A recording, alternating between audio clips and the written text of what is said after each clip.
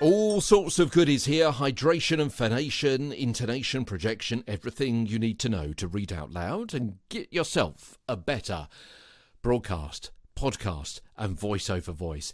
We're looking at the studio. Yeah, we've looked at your own internal workings so far, and now we're looking at the internal workings of a studio. Acoustics at the moment, microphones, headphones and things like that coming over the next several weeks here. But today's episode, all about acoustics. What is in your studio space is important for your voice, because if your sound bounces around too much, it'll appear to be thin and kind of hollow rather than warm and natural. So consider how the room itself sounds. We're talking about acoustics. So the size of the room. Now, usually a smaller room is going to be easier to be less echoey and easier to sound treat than a larger one. A lower ceiling preferable to a higher one. But too small a room and it'll get hot, claustrophobic for any length of time, all affecting your stress levels and so your voice as well. And the shorter distance from your mouth to a hard surface off which your voice can bounce is smaller, and so will affect the recording as well. So you want the room to be reasonably small, but not too small. Kind of stands to reason, doesn't it? If your room is too big, it's going to be, well, first of all, a big job to sound treat. It's going to be expensive to do that, but also there's going to be much more of it to do because a larger space is going to, by definition, be echoey. But also you've got to be thinking about the layout of the room as well.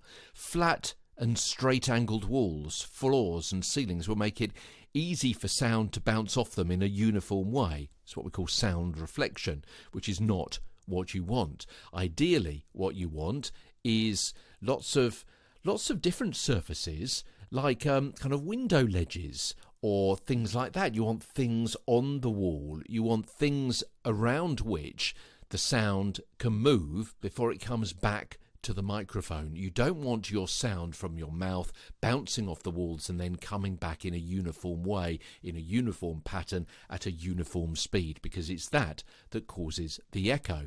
If you've got various things on the walls, then the sound is going to be knocking around those before it comes back to the microphone, and therefore lessen the chance of that kind of echo effect. Now, it's not an echo in as much as you would hear in a tunnel like that. It would just colour the voice slightly to make it, as I say, make it sound a little bit thin and a little bit kind of weedy. So, as well as what's the layout of the room, as I say, what's on the walls and the floors. Hard surfaces, as I say, lead to more wave bouncing, so avoid plain plastered walls, although hard walls from a brick of concrete are better than popular drywalls for stopping external noises getting in. Wooden floors and windows as well. You can add mass to the walls to reduce noise and vibrations getting in. You can seal gaps around windows. You can cover surfaces with soft and ideally heavy fabric, carpets, curtains. Sofas and furniture covered with fabric work as absorbers as well. Yeah, we're looking for things which will, first of all, make the sound reverberate around and not come back to the microphone at a uniform speed, but also hopefully will absorb the sound in the first place, so it's not going to have a chance of coming back to the microphone. So breaking up naked wall surfaces, well, with anything really, pictures, shelves, furniture, curtains, sound absorbing panels. You can pay particular attention to corners where two walls and a ceiling connect.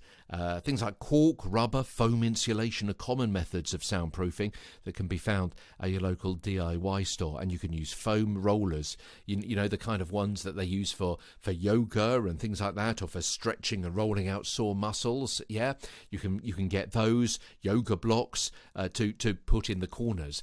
And you've got to kind of think a little bit strategically if you want to save money, because there are plenty of companies that will sell you sound absorbing pads and tiles for studios. But actually, if you think a little bit laterally, you can get things, as I say, like yoga mats, you can get things like yoga blocks, you can use those things, as I say, for stretching and rolling out sore muscles. You can just hang a heavy bit of fabric over something, which will be much, much cheaper than doing it inverted commas properly and professionally. So think laterally. And I tell you what I've got actually here. I'm looking at it right now, and that's one of those portable clothes hangers that you can get with the wheels on the bottom. And over that, I've got draped a large blanket, which is a sound-absorbing panel to all intents and purposes, isn't it? And that works really, really well in this room. And also looking over to the other side as well, I've got my washing, my washing, which is drying on a clothes hanger here, a clothes airer.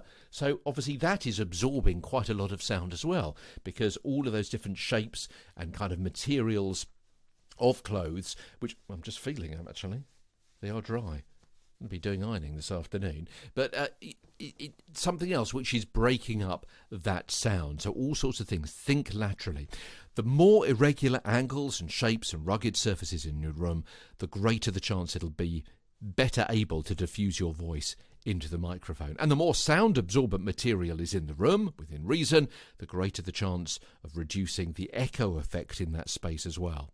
Yeah, there's a good reason why many people record in their walk-in wardrobe, because it's a small space with lots of clothes, and that makes it really good for that sound absorbing material and to kind of deaden the sound of your home studio. Tomorrow on the show, I've used these two terms a couple of times. What's the difference between soundproofing and sound treating? We'll look at that tomorrow as Get a Better Broadcast podcast and Voice Over Voice continues. From London, I'm Peter Stewart.